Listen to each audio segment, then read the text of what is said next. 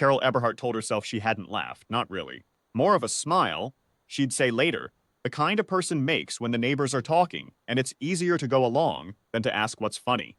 She was standing on her front porch the afternoon the moving truck pulled up to 14 Aldermore Court, and when Neil Pratt leaned over her fence and said, "Well, that's going to be interesting," she had smiled.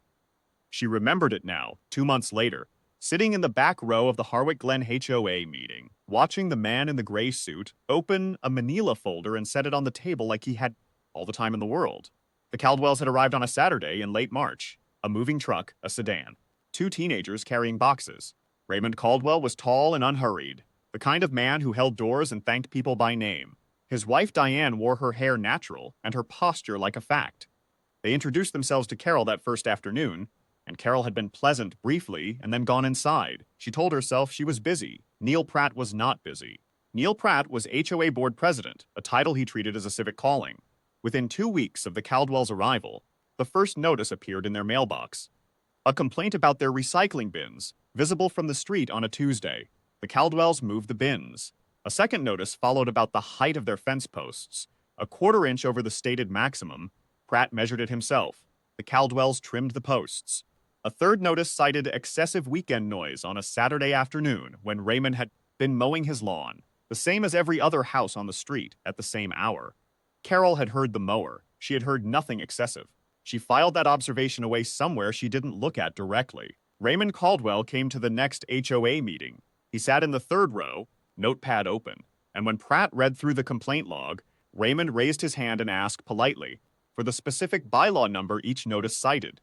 His voice was level. He wrote the answers down. Pratt answered them with the brisk impatience of a man unaccustomed to being asked to show his work. The meeting ended. Raymond thanked the board and left. The notices continued. A flag bracket mounted 2 inches too close to the doorframe.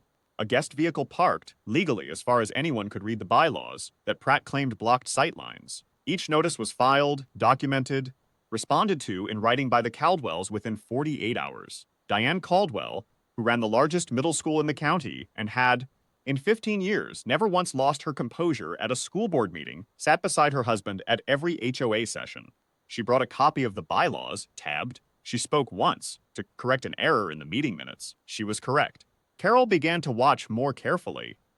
She told herself she was watching because the meetings had become the most interesting thing in the neighborhood, but that wasn't quite honest, and she was old enough to know the difference. She watched Pratt's eyes move past the Caldwells' raised hands to call on someone else. She watched the 2 complaints filed about other properties. A cracked driveway on Pembroke Lane, a dented mailbox post, handled in a sentence each, no notices, no fines. She watched Raymond Caldwell write it all down. In May, Pratt moved to escalate. At the monthly meeting, bigger than usual, word had gotten around. He presented a formal motion to levy cumulative fines against 14 Aldermore Court for a pattern of repeated bylaw infractions totaling $1,100.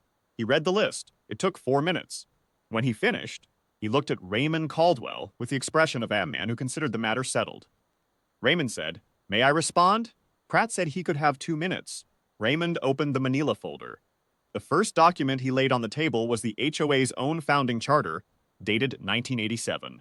He had requested it through the county recorder's office. He turned to the enforcement section and read 2 sentences aloud. That fines are required 3 written warnings on the same specific infraction before escalation, and that warnings issued across different categories could not be aggregated. His 11 notices, he explained, cited 9 different bylaw provisions. Not one of them had been repeated. Under the charter the board was currently governed by, no fine was actionable. The room was quiet. The second document was a county land registry record. Raymond set it beside the charter and smoothed it flat.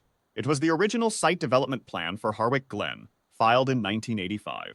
The architect of record, the firm that had designed and permitted the neighborhood's drainage, its lot lines, its street grades, the precise specifications of its fence heights and setbacks, was Caldwell Marsh Associates. Raymond pointed to the seal in the lower right corner. His name was on it. He had been 29 years old. "I designed this neighborhood," he said. "Not all of it. My partner handled the eastern parcels. But this street, Aldermore Court, all 14 lots, is mine." He turned to the third page and set it in front of the board secretary, including the house at number 7, Mr. Pratt's house.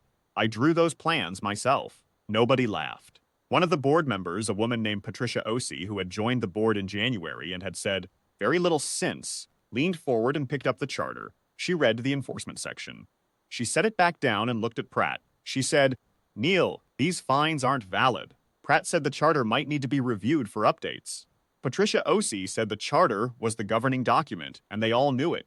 What followed was not dramatic in the way Carol had half-expected drama. There was no shouting. Pratt sat very still while the board voted 4-1 to table the fine motion indefinitely. He sat equally still while Patricia moved to commission an independent review of all enforcement actions issued in the past 18 months. A motion that passed unanimously, Pratt abstaining. He stood when the meeting adjourned, and he left without speaking to anyone. Raymond Caldwell stayed to answer questions from 2 board members who lingered. He was unhurried. He thanked Patricia Osei by name. Carol was the last one out. She stood on the sidewalk in the May dark and looked at her house, and then at the house 2 doors down, where a light was on in the kitchen. She had lived on Aldermore Court for 22 years. She had smiled at Neil Pratt's fence. She had filed nothing, said nothing, and told herself it wasn't her business. She walked 2 doors down and knocked. Diane Caldwell answered. She looked at Carol for a moment without expression, and Carol said, "I owe you an apology. I should have said something a long time ago. I didn't, and I'm sorry." She didn't dress it up. She had been a teacher once, and she knew that some things were worth saying plainly. Diane held the door open and said, "Come in."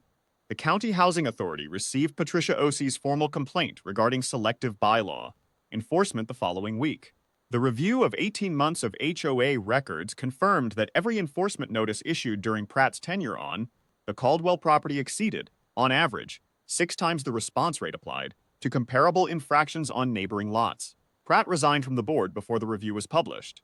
The Harwick Glen HOA issued a written apology to Raymond and Diane Caldwell and posted a revised enforcement protocol, equal application, documented consistently, on the neighborhood board. Raymond framed neither the apology nor the county record. He put the founding plans back in the flat file where they had always been, beside 40 years of other work.